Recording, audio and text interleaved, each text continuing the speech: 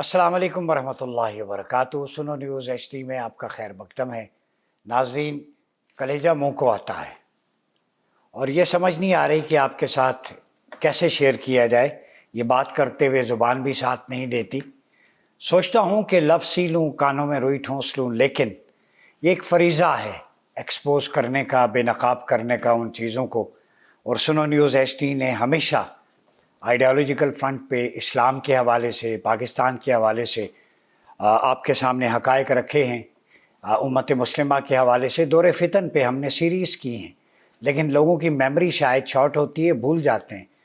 तो आज जो ये एप्स्टेन का वाक़या है, जेफरी एप्स्टेन, कल हमने इस पे बात की थी, लेकिन एक पॉइंट मिस हो गया जिसका ताल्लुक़ फितनों से है।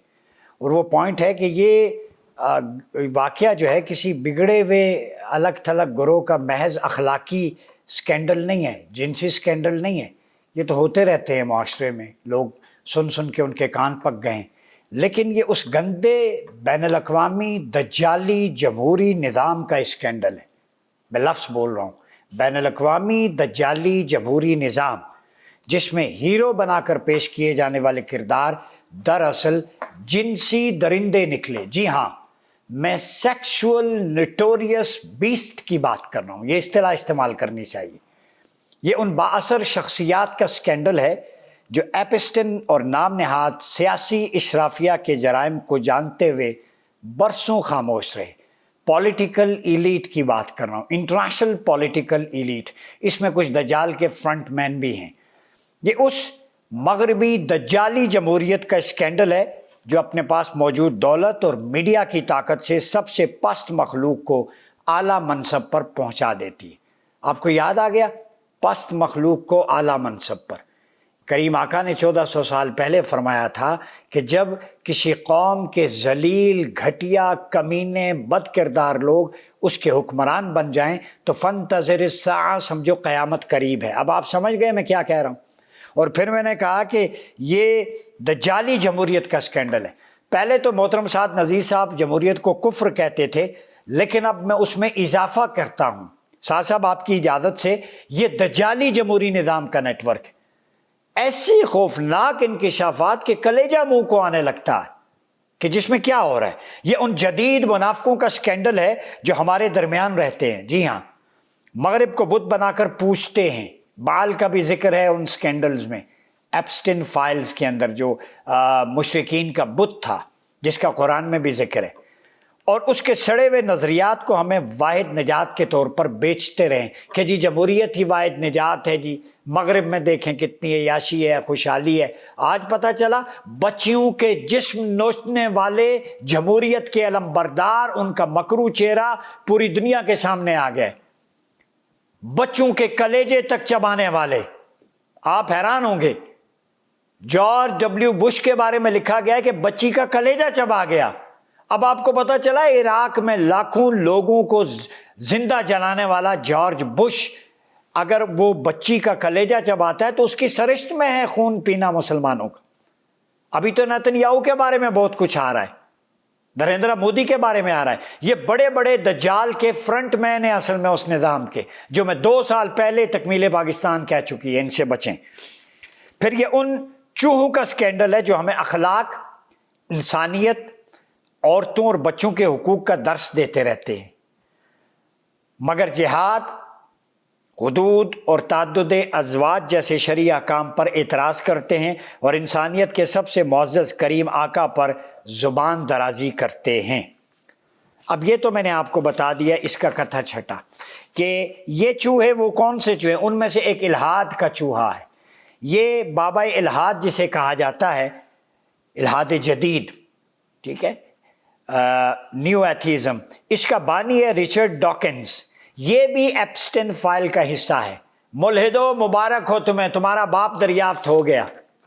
ये देखें जी, जो खुदा की खुदाई पर, हक्कानियत पर इनकार करते थे, उसका एप्स्टेन फाइल में ये आ गया है कि रिचर्ड डॉकिंस ने भी हाथ साफ किए उस गंदे हमाम में। ये भी नहाता रहा है, कम बच्चों के साथ जिनसी स्कैंडल में ये भी मुलव्वस रहा है। ملحد آج منہ چھپاتے پھر رہے ہیں. اور لنڈے کے سستے ترین لبرلز کو میں کہتا ہوں کن بلوں میں جا کے گھس گئے ہو, چوہو باہر نکلو, اب اس پہ بات کرو. تمہارا باپ پکڑا گیا ہے.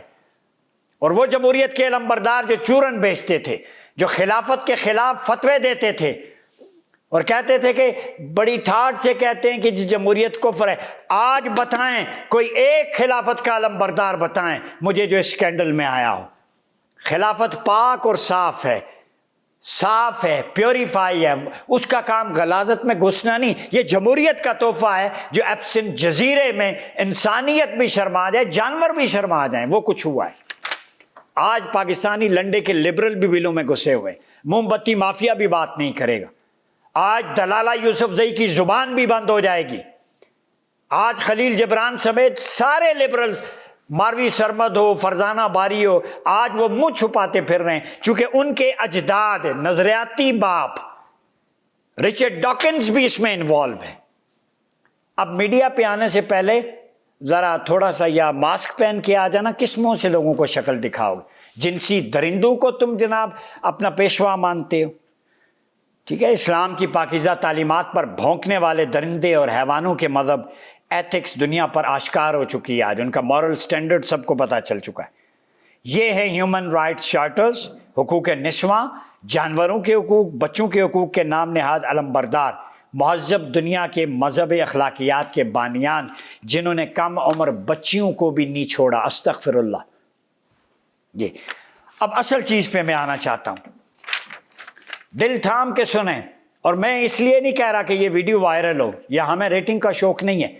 میں اس لیے کہہ رہا ہوں کہ روز محشر اللہ اور رسول کی بارگاہ میں تکمیل پاکستان کی پوری ٹیم, سنو کی, سعد نذیر صاحب, ہم حضور کی بارگاہ میں ہاتھ جوڑ کے معافی مانگ کے کہہ سکیں یا رسول اللہ, جو دعوت کے کام میں زبان میں ہمارے بس میں تھا ہم نے وہ کہہ دیا, حق ادا کر دیا.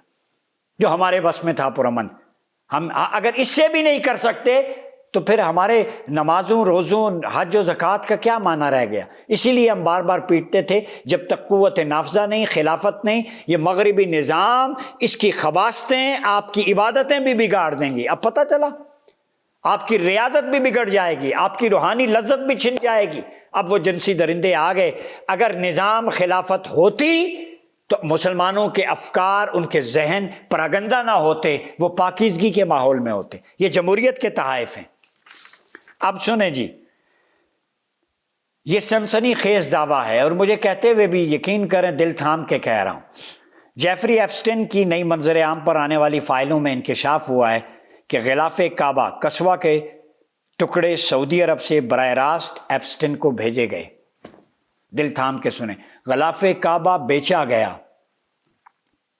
اور کس کو بیچا گیا؟ ایپسٹن کو, جیفری ایپسٹن. جیفری ایپسٹن کون ہے؟ جنسی درندہ, کنوکٹڈ سیکسول ریپسٹ ہے. 2017 میں جیل میں اس نے خودکشی کی تھی. اس کو بیچے گئے. کس کے ٹکڑے؟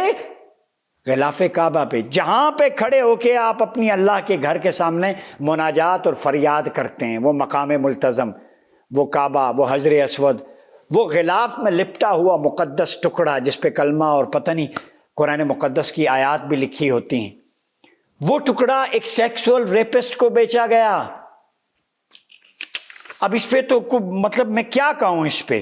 ان دستاویزات کے مطابق 22 مارچ 2017 کو متحدہ عرب امارات میں مقیم ایک سعودی خاتون عزیزہ الحمدی نے ایک ای میل کے ذریعے اس کپڑے کی مذہبی اہمیت واضح کرتے ہوئے بتایا تھا کہ اسے طواف کے دوران کم از کم 1 کروڑ مسلمانوں نے چھوا ہے.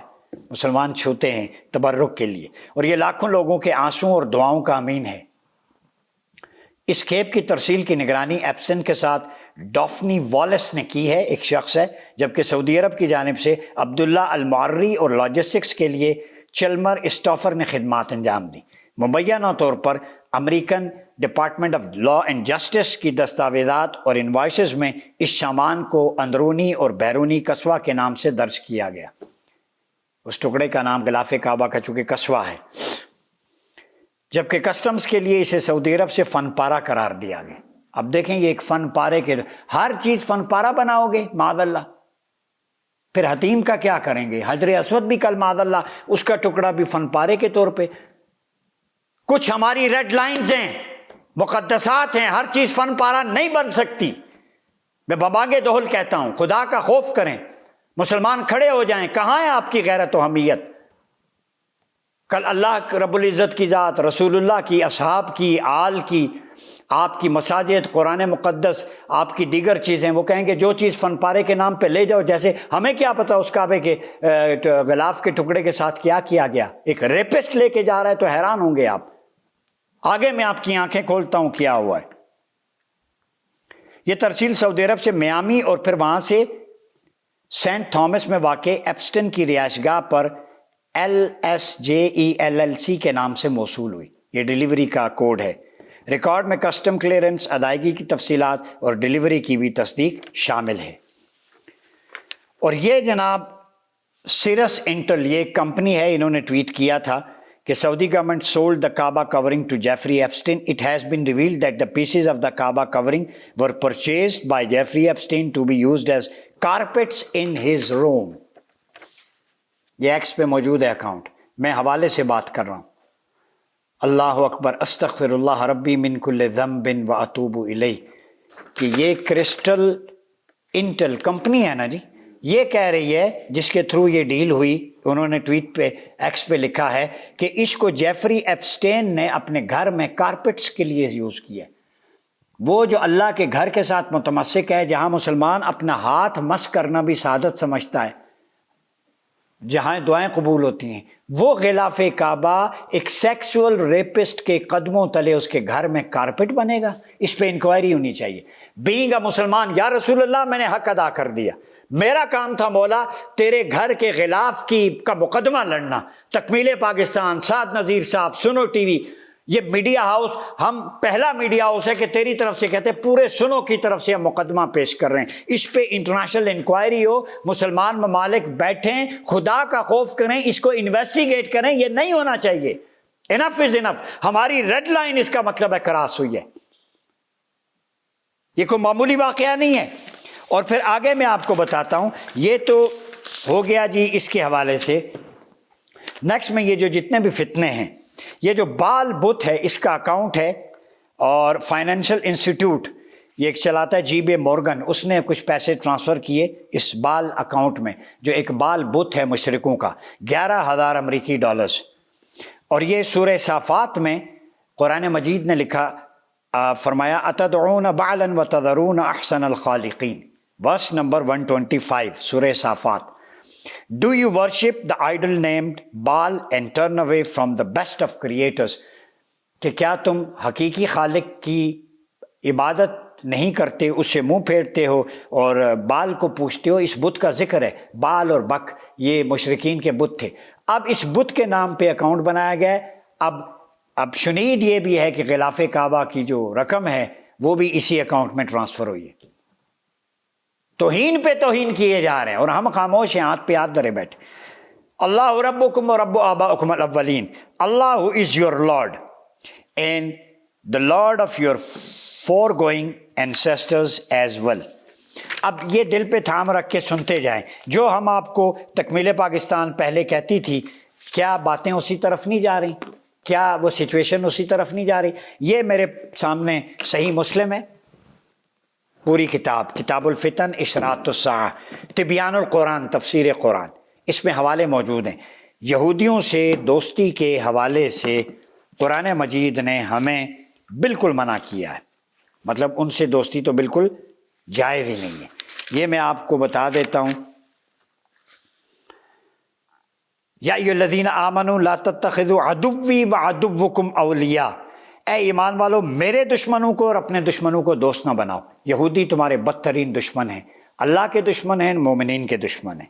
ٹھیک ہے، سورہ ممتحنہ کی پہلی آیت ہے جی. میں صرف ذرا تمہیں پکچر دکھا دوں کہ ہم بغیر حوالے کے جذبات میں اس لیے بات کر رہا ہوں.